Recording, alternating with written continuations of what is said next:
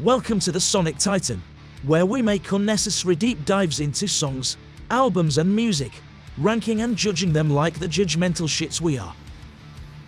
Surfing on the 72 Seasons bandwagon, today we will rank all of the Metallica albums, so sit down and relax, this is gonna be a ride. The tier list goes from masterpiece, reserved for legendary albums that will be remembered as landmarks of their respective genres, all the way to awful, which includes those albums that we wish the band had never released. So let's begin with Kill 'Em All, the album that started it all. Kill 'Em All features some of the great Metallica anthems such as Seek and Destroy, as well as Cliff Burton's amazing Anesthesia Pulling Teeth, and some amazing Metallica tracks such as Four Horsemen, Whiplash and Motor Breath.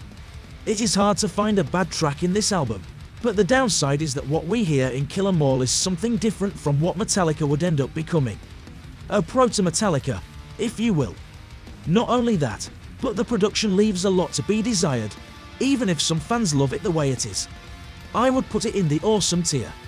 Next off, a personal favourite of mine, Ride the Lightning. Talk about an evolution. In a single year, Metallica went from what they were on Kill 'Em All to what they became in Ride the Lightning, with more complex melodies and song structures, deeper lyrical content and overall creative flow. Ride the Lightning also features much better production and performance from the band itself, with legendary masterpieces such as For Whom the Bell Tolls, Fade to Black, Creeping Death and The Call of Cthulhu, as well as awesome tracks such as Fight Fire with Fire and Ride the Lightning. The album's weakest point is its mid-section, with the melodic escape and the thrashy fan favourite, Trapped Under Ice. But don't be mistaken, both of these songs belong at the very least in the good tier. So, as you can imagine, Ride the Lightning goes easily in the masterpiece tier. Metallica's third studio release is Master of Puppets. Beginning with Battery, it is hard to find a better album opener. And they don't drop the ball, on the contrary. Next off is the title track, Master of Puppets. A masterpiece not only for thrash metal, but for metal music in general. Then, we have the thing that should not be, a slower but even heavier track reminiscent of Tony Iommi's iconic sludgy riffs. After that, a ballad. Welcome Home Sanitarium is certainly one of Metallica's most iconic songs to date. Disposable Heroes and Leper Messiah is where Master of Puppets sets itself apart from Ride the Lightning. It doubles down on thrashy goodness and serious lyrical content, before heading to Orion, the Cliff Burton-led instrumental which, unfortunately, due to tragic reasons, became his farewell song. Finally, to close the album, Damage Inc. features Metallica playing faster and heavier than ever before. Needless to say, Master of Puppets goes in the masterpiece tier. And Justice for All is one of Metallica's most overlooked albums, not because of its songs, but because of the terrible production. That is a huge shame, as Justice for All features some of Metallica's most iconic songs, from a time in their career when they did not shy away from progressive song structures, political lyrics and over-the-top heaviness. Blackened and the title track, and Justice for All, are two masterpieces that feature Metallica at their best shape. Eye of the Beholder and Harvester of Sorrow are awesome tracks that I personally never skip. One, of course, is one of Metallica's most successful singles to date, and we can never forget the instrumental To Live Is to Die, a tribute to Cliff Burton, based on a then unused idea of his, which features a journey through the stages of grief and mourning, and a chilling passage that can only be described as one of Metallica's best moments. Certainly a masterpiece. Metallica's fifth studio album is the iconic Black Album, one of the most popular heavy metal albums of all time. Shifting away from their typical thrash metal sound, into more arena metal style, to please bigger audiences and expand the band's horizons. Bringing in producer Bob Rock, the album features stellar production, miles ahead of anything the band had released before. With songs like Enter Sandman, Sad But True, The Unforgiven, Wherever I May Roam and Nothing Else Matters, it is the perfect introductory album for new Metallica fans and non-fans alike. However, it does feature its share of more forgettable songs, such as Don't Tread on Me, Of Wolf and Man and The Struggle Within. Even though, it's still a masterpiece. Now we get into 90s Metallica. When they cut their hair, changed their style and adopted a bluesy, hard rock sound to their songs. Load was Metallica's longest album until that point. Some standout tracks are the iconic Until It Sleeps, King Nothing, Hero of the Day and Bleeding Me, being the latter, in my opinion, Metallica's greatest song of this era. Only 1 year after Load, Metallica released Reload, composed of leftover tracks from the Load sessions as well as new ideas.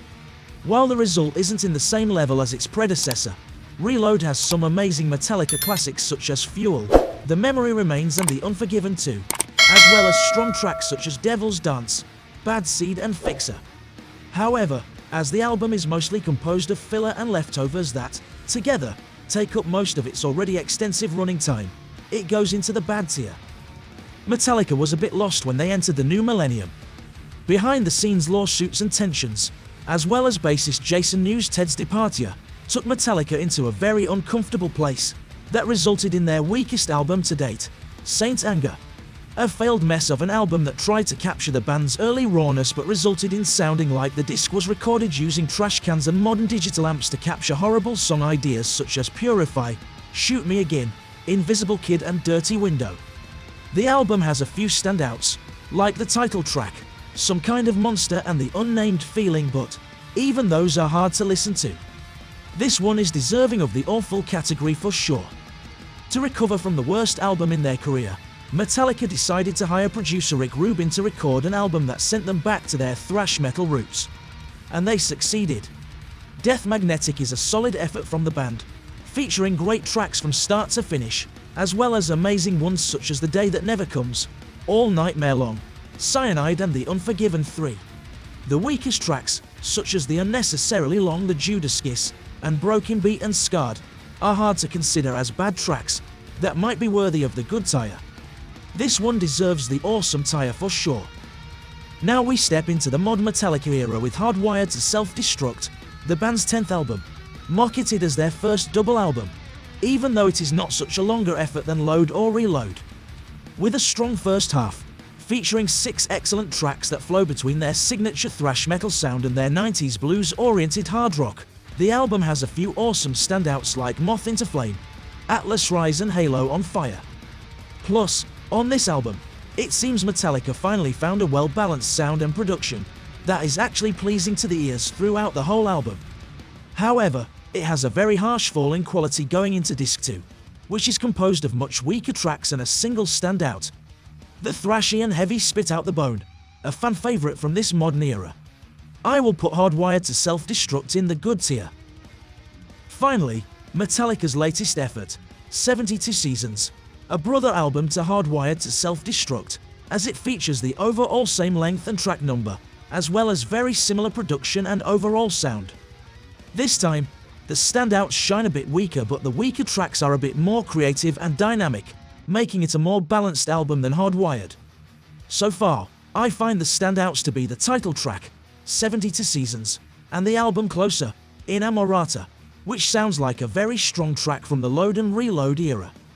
Axeman Kirk Hammett and James Hetfield shine a bit brighter on this album, with amazing solos and deep, personal lyrics. However, as there are many weaker tracks and wasted moments that could have been cut out to make the full album listen more pleasing, I will put this in the good tier, next to Hardwired to Self-Destruct and Load.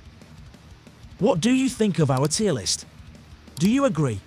Let us know in the comments. And don't forget to like the video and subscribe for more videos from the Sonic Titan.